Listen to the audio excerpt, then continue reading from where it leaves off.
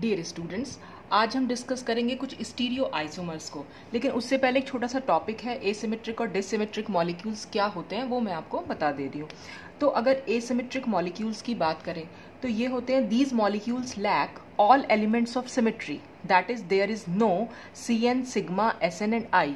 अभी हमने कुछ दिनों पहले एलिमेंट्स ऑफ सिमेट्री को डिस्कस किया था कि किसी भी मॉलिक्यूल में कौन कौन सी एलिमेंट्स ऑफ सिमेट्री प्रेजेंट हो सकती हैं, और अगर वो प्रेजेंट होंगी तो फिर मॉलिक्यूल जो है वो ऑप्टिकली एक्टिव नहीं होगा। वहाँ पर जो मिरर इमेज आएगी वो सुपर इम्पोजिबल मिरर इमेज आएगी। तो अगर आपने वो वीडियोस नहीं देखे तो पहले आप वो वीडियो जाके देखिएगा, तभी आपको यहाँ समझ में आएगा कि ये कौन से सिमेट्री एलिमेंट्स की हम बात कर रहे हैं। तो अगर किसी मॉलिक्यूल में वो चारों एलिमेंट ऑफ सिमेट्री एब्सेंट होंगे तो इसका मतलब वो मॉलिक्यूल कहलाएगा एसिमेट्रिक मॉलिक्यूल। Cn क्या बताया था मैंने, proper axis of symmetry. Sigma क्या होती है, प्लेन ऑफ सिमेट्री।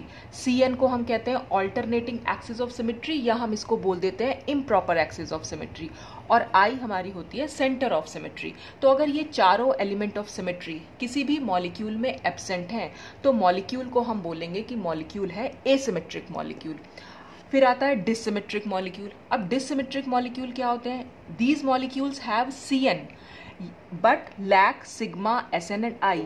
तो इन मॉलिक्यूल्स में Cn तो होती है लेकिन सिग्मा, Sn या I जो होती हैं वो एब्सेंट होती हैं। तो ऐसे मॉलिक्यूल को हम बोल देते हैं डिसिमेट्रिक मॉलिक्यूल्स। तो ये दोनों मॉलिक्यूल्स में डिफरेंस होता है। एसिमेट्रिक में आपको कोई एलिमेंट ऑफ सिमेट्री नहीं मिलेगी, लेकिन डिसिमेट्रिक में Cn हो सकती है, लेकिन ये बाकी जो है ये बाकी की बाकी सारी एब्सेंट होंगी। तो अब हम देखते हैं कि स्टीरियो आइसोमर्स। देखिए, स्टीरियो आइसोमर्स को हम मिरर इमेजेस के बेसिस पर डिफ्रेंशिएट कर सकते हैं। स्टीरियो आइसोमर जैसे कि मैंने आपको बताया भी कि वो मिरर इमेज होते हैं। अब ये मिरर इमेज हमें ये देखनी है कि क्या ये मिरर इमेज है। अगर कोई भी दो आइसोमर्स हमें दे रखे हैं तो दो आइसोमर्स में हमें सिर्फ ये चेक करना है क्या वो एक दूसरे की मिरर इमेज है या वो नहीं है। अगर वो एक दूसरे की मिरर इमेज नहीं है तब हम उनको बोलते हैं कि वो डाइस्टीरियोमर्स हैं। और वो डाइस्टीरियोमर्स जितने भी हमने ज्योमेट्रिकल आइसोमर्स देखे वो सारे के सारे डाइस्टीरियोमर्स कहलाते हैं, क्योंकि वो एक दूसरे की मिरर इमेज नहीं होते हैं। लेकिन अगर वो स्टीरियो आइसोमर्स एक दूसरे की मिरर इमेज है तो मिरर इमेज है तो वो कैसी मिरर इमेज है, क्या वो सुपर इम्पोजिबल है या नॉन सुपर इम्पोजिबल है। तो अगर वो सुपर इम्पोजिबल मिरर इमेजेस हैं तो वो आइडेंटिकल मॉलिक्यूल्स हो जाएंगे, जिनको हम होमोमर्स भी बोल देते हैं। और अगर वो नॉन सुपर इम्पोजिबल है तब हम उनको इनेंशियोमर्स बोल देते हैं, और यही इनेंशियोमर्स को हम ऑप्टिकल आइसोमर्स भी बोल देते हैं। तो ये स्टीरियो आइसोमर्स का डिफरेंशिएशन था कि हम कितने पार्ट्स में इसको डिवाइड कर सकते हैं। तो जो आज हम स्टडी करेंगे वो स्टडी करेंगे इनेंशियोमर्स की, ये ऑप्टिकल आइसोमर्स क्या होते हैं। तो इनेंशियोमर्स की अगर हम डेफिनेशन में जाएं तो हम इनको बोल सकते हैं when a molecule possesses chirality. ये सब टर्म्स मैंने पिछली बार पूरी एक्सप्लेन की थी। कायरलिटी क्या होगी, जहां पर भी राइट हैंड या लेफ्ट हैंडेड कुछ भी होगा तो वो कायरलिटी कहलाती है, यानी कि हमें सिर्फ non super imposable mirror image देखनी है। जहां भी कहीं non super imposable mirror image होगी मॉलिक्यूल की, इसका मतलब वो मॉलिक्यूल कायरल होगा। और non super imposable mirror image कब होती है, जब उसमें कोई एलिमेंट ऑफ सिमेट्री प्रेजेंट नहीं होता। So when a molecule possesses chirality, it can exist in two non-superimposable stereoisomeric forms which are mirror images of each other। यानी कि ये जो इनेंशियोमर्स होते हैं जिनमें कायरलिटी होती है ये हमेशा दो स्टीरियो आइसोमेरिक फॉर्म्स में एग्जिस्ट करते हैं, और वो दोनों stereo isomeric forms non super imposable mirror images होती हैं। These forms are called enantiomers. तो इन फॉर्म्स को हम बोल देते हैं कि ये इनेंशियोमर्स हैं, और इस फिनोमिनन को हम बोल देते हैं इनेंशियोमेरिज्म। या फिर हम ये भी कह सकते हैं कि इन इनेंशियोमर्स को हम ऑप्टिकल आइसोमर्स बोल देते हैं और इस फिनोमिनन को ऑप्टिकल आइसोमेरिज्म। जैसे फॉर एग्जांपल हम डी लैक्टिक एसिड की बात करें तो लैक्टिक एसिड की हमें दो फॉर्म्स यहाँ पर दिखाई दे रही हैं, एक है डी लैक्टिक एसिड और एक है एल लैक्टिक एसिड। ये सब मैंने डी और एल फॉर्म आपको पिछली बार जब ऑप्टिकल आइसोमेरिज्म को एक्सप्लेन किया तब मैंने आपको समझाया था कि जो भी इनेंशियोमर्स हम ले रहे हैं, जो भी ऑप्टिकल आइसोमर्स ले रहे हैं, अगर हम यहाँ पर लिख रहे हैं ये डी लैक्टिक एसिड तो इसका मतलब है ये lactic acid plane polarised light के प्लेन को राइट हैंड साइड में रोटेट करेगा। ये जो डी है और ये एल है ये ऑप्टिकल रोटेशन को दिखाते हैं। ये सब कुछ मैं अपने पिछले वीडियोस में एक्सप्लेन कर चुकी हूँ, तो पहले आप वही वीडियोस देखिएगा तभी आप यहाँ पर आइएगा। अच्छा, तो ये हो गया डी लैक्टिक एसिड और ये है L lactic acid. L lactic acid क्या करता है, प्लेन पोलराइज्ड लाइट के प्लेन को लेफ्ट हैंड साइड में रोटेट कर देता है। अब आप देख रहे हैं ये दोनों एक दूसरे की मिरर इमेज है, और ये दोनों एक दूसरे की मिरर इमेज है, और दोनों ही एक दूसरे के ऊपर मतलब मिरर इमेजेस जो है वो नॉन सुपर इम्पोजिबल है। तो नॉन सुपर इम्पोजिबल है इसलिए हम इनको बोल दे रहे हैं कि ये इनेंशियोमर्स हैं, या हम इनको ऑप्टिकल आइसोमर्स भी बोल देते हैं। अब देखें इनकी प्रॉपर्टीज ऑफ इनेंशियोमर्स होती क्या है, क्या क्या इनमें प्रॉपर्टीज होती हैं।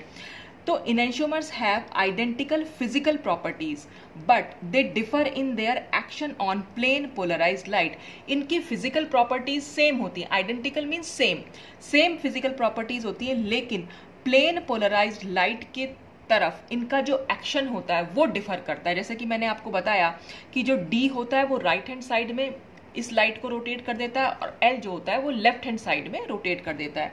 तो यहाँ लिखा हुआ भी है कि one of the enantiomers rotates the PPL, PPL means plane polarised light, PPL to the right and other rotates it to the left. तो एक आइसोमर जो होगा वो राइट हैंड साइड में रोटेट करेगा प्लेन पोलराइज्ड लाइट के plane को, और दूसरा जो है वो लेफ्ट हैंड साइड में रोटेट कर देगा।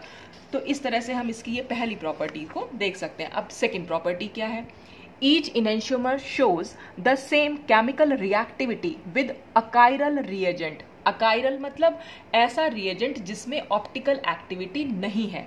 अगर हम कोई ऐसा रिएजेंट लें और इनेंशियोमर से उसकी रिएक्शन कराएं तो उनकी जो केमिकल रिएक्टिविटी होगी वो सेम होगी अगर हम अकाइरल रिएजेंट ले रहे हैं।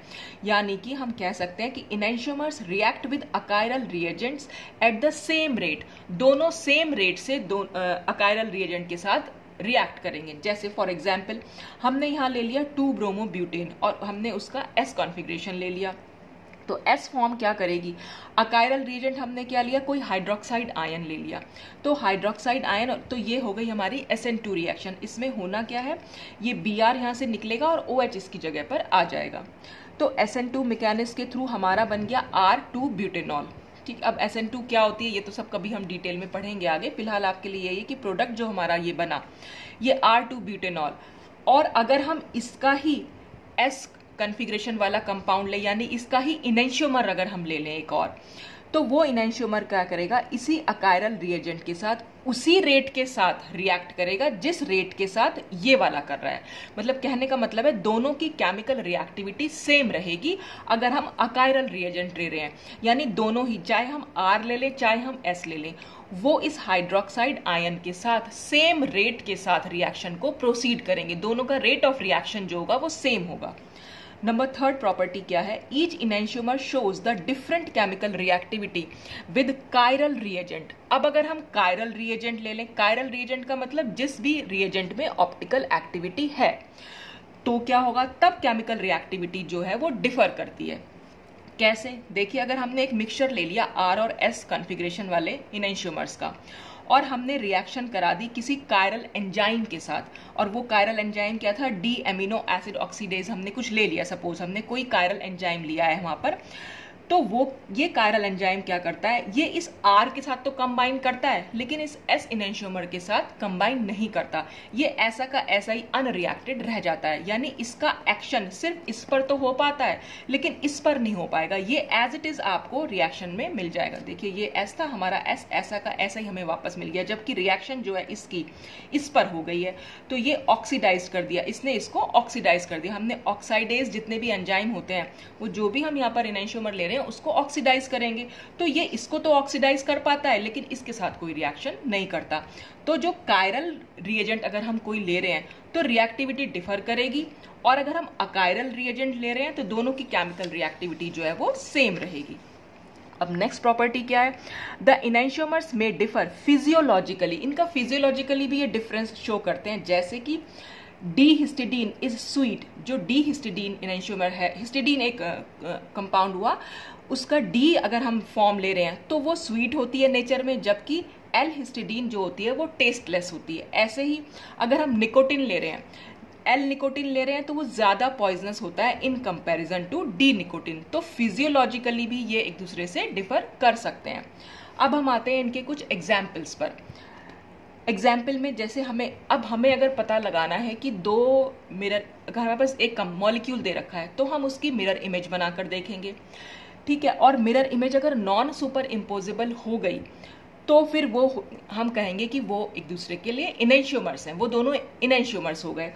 तो हम पता लगा सकते हैं मिरर इमेजेस के बेस पर कि भाई इसकी, जैसे ये हमारे पास एक कंपाउंड था तो हमने इसकी मिरर इमेज बना ली, मिरर इमेज हमारी इस तरह से बनी, फिर हमने इसको इसके ऊपर सुपर इम्पोज करके देखा कि अगर वो सुपर इम्पोजेबल है तब तो वो आइडेंटिकल हो गए, लेकिन अगर वो नॉन सुपर इम्पोजेबल है तब ये दोनों के दोनों इनेंशियोमर्स है। तो ये इसके ऊपर कभी भी सुपर इम्पोज हो ही नहीं पाएगी, आप करके भी इसको देख सकते हैं।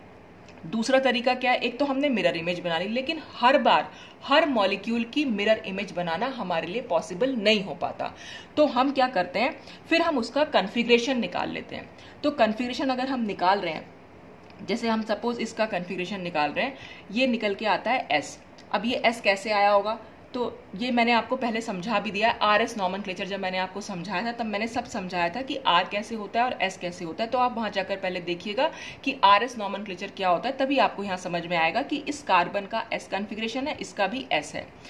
अच्छा, अब अगर हम इसकी मिरर इमेज बनाएं तो एस हमेशा आर हो जाता है। ये बात मैंने आपको तब भी समझाई थी रूल्स में भी कि एस का मिरर इमेज हमेशा आर होती है और आर की मिरर इमेज हमेशा एस होती है। तो S जब R में चेंज हो जाए तो इसका मतलब वो इनेंशियोमर्स हैं। R की मिरर इमेज हमेशा S होगी, और क्योंकि और दोनों ही नॉन सुपर इम्पोजेबल होंगी, और इनेंशियोमर्स में भी हम यही कह रहे हैं कि दोनों एक दूसरे के ऊपर सुपर इम्पोजेबल हो जाएंगी मिरर इमेजेस। तो बस आपको सिर्फ कॉन्फ़िगरेशन निकालना है। अगर कहीं पर आप मिरर इमेज नहीं बना पा रहे हैं और आपको सिर्फ इतना पोर्शन मॉलिक्यूल आपके पास दिया हुआ है और मॉलिक्यूल को देखकर आपको बताना है कि भाई वो इनेंशियोमर्स हैं कि नहीं है, तो फिर मिरर इमेज बनाना हर बार पॉसिबल नहीं है। तो आपने क्या करना है, उन दो जो दोनों आपको कंपाउंड्स दिए होंगे, आपने सिर्फ उनका आर और एस नॉमेनक्लेचर निकाल के, मतलब आर और एस कॉन्फ़िगरेशन निकाल के देख लेना है। तो अगर एक का आर आ रहा है और दूसरे का एस आ रहा है तो इसका मतलब वो दोनों के दोनों इनेंशियोमर्स हैं। जैसे अगर हम नेक्स्ट एग्जाम्पल देखें, ये वाले एग्जाम्पल में अगर हम इसकी मिरर इमेज बनाएंगे तो देखिए ऊपर CH3 है तो यहाँ पर भी हमें ऊपर ही दिखाई देगा। ये नीचे की साइड बिलो द प्लेन बना रखा है तो यहाँ भी हमें बिलो द प्लेन दिखाई देगा। बस ये इधर की साइड हमें दिख रहा है और ये हमें लेफ्ट हैंड साइड पर दिख रहा है। तो दोनों एक दूसरे की मिरर इमेज बन रही है, और दोनों ही इसको अगर मैं उठा के इसके ऊपर रख दूं तो ये नॉन सुपर इम्पोजेबल ही रहेगी। तो नॉन सुपर इम्पोजेबल रही, इसलिए ये जो है वो इनेंशियोमर्स हो गए। और चाहे आप इसको कितने डिग्री पर भी रोटेट भी करके देख सकते हैं। मैंने आपको बताया था जब भी हमें नॉन सुपर इम्पोजिबिलिटी चेक करनी है तो इस मॉलिक्यूल को एक तो हम एज इट इज भी लगा के देख सकते हैं, दूसरा हम इसको घुमा के देख सकते हैं। चाहे आप इसे 90 डिग्री पर घुमाइए, चाहे 180 पर घुमाइए, 270 पर घुमाइए, हर डिग्री पर आप घुमाकर इसको देखिए, रोटेट कराकर देखिए, और ये इसके ऊपर नॉन सुपर इम्पोजेबल ही रहेगी। तो इसलिए ये दोनों भी इनेंशियोमर्स हैं। अब अगर हम नेक्स्ट एग्जाम्पल देखें, देखिए यहाँ पर अगर मैं इसकी मिरर इमेज बनाऊं तो आप यहाँ देख सकते हैं इसकी मिरर इमेज यहाँ इस तरह से बना रखी है। ये below the plane, sorry above the plane है और यहाँ बिलो द प्लेन है। तो आप देख पा रहे हैं, ये अगर आपके पास ये मॉलिक्यूल और ये मॉलिक्यूल दिया हुआ होता और यहाँ मिरर इमेज ना बनाई हुई होती तो आपको सिर्फ देख के कैसे पहचान सकते थे कि ये दोनों एक दूसरे के इनेंशियोमर्स हैं या नहीं है। तो वही मैंने आपको बताया कि आपको सिर्फ कॉन्फ़िगरेशन निकालना है। अगर यहाँ पर Cl दे रखा है अबव द प्लेन तो जाहिर सी बात है यहाँ पर एक H भी होगा बिलो द प्लेन, और ये दोनों तो प्लेन में है। तो फिर आप इनका क्या कर सकते हैं, R या S निकाल के देखेंगे। तो इसका अगर आप निकालेंगे तो यहाँ पर R निकल के आएगा, और इसका निकालेंगे तो S निकल के आएगा। जब बिलो द प्लेन Cl है तो जाहिर सी बात है यहाँ पर एक अबव द प्लेन H भी दे रखा होगा, जो यहाँ पर शो नहीं कर रखा है। ये सब मैंने स्ट्रक्चर आपको पहले RS नॉमेनक्लेचर में सब समझाया हुआ है। तो इसका निकल के आया S। तो अब हमारे पास हम बता सकते हैं क्योंकि R जो है वो S में चेंज हो गया है, तो इसका मतलब ये दोनों इनेंशियोमर्स हैं। जबकि अगर आप देखें ये दोनों एक दूसरे की, देखने में ऐसा लग रहा है कि दोनों एक दूसरे की मिरर इमेज तो है ही नहीं। अगर हम इसकी मिरर इमेज बनाते तो हमें तो ये ऐसे मिलती है, इस तरह से मिलती, ये वाली हम मिरर इमेज बना देते हैं इसकी।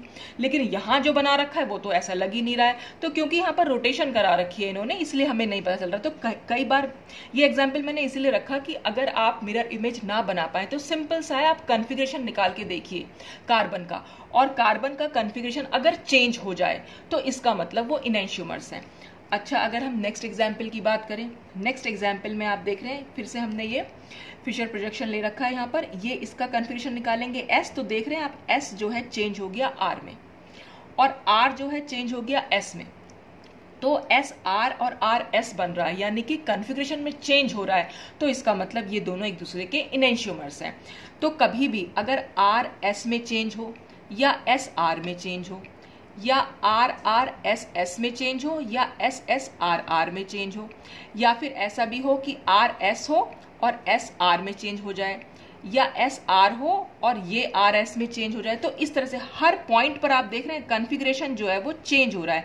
तो हर कार्बन का कॉन्फ़िगरेशन अगर चेंज हो रहा है तो इसका मतलब वो इनेंशियोमर्स हैं। कई बार ऐसे एग्जांपल्स होंगे जिसमें बहुत सारे कार्बन्स, अगर फिशर प्रोजेक्शन दे रखा है तो बहुत सारे कार्बन्स दिए हुए होंगे, तो हर कार्बन का कॉन्फ़िगरेशन चेंज होना चाहिए। अगर हर कार्बन का कॉन्फ़िगरेशन चेंज हो रहा है तब वो इनेंशियोमर्स होंगे, और अगर नहीं चेंज हो रहा है तो फिर हम आगे पढ़ेंगे कि वो क्या हो सकते हैं। तो इनेंशियोमर्स के लिए या तो आपको मिरर इमेज देखनी है, लेकिन कई बार मिरर इमेज दिखाना क्योंकि बनाना पॉसिबल नहीं हो पाता, तो आप सिर्फ कॉन्फ़िगरेशन वहां पर निकाल के देख लीजिए। अगर कॉन्फ़िगरेशन में चेंज आ रहा है तो इसका मतलब वो इनेंशियोमर्स हैं। तो this is all about your enantiomers. अब नेक्स्ट टॉपिक हम लेंगे डायस्टीरियोमर्स।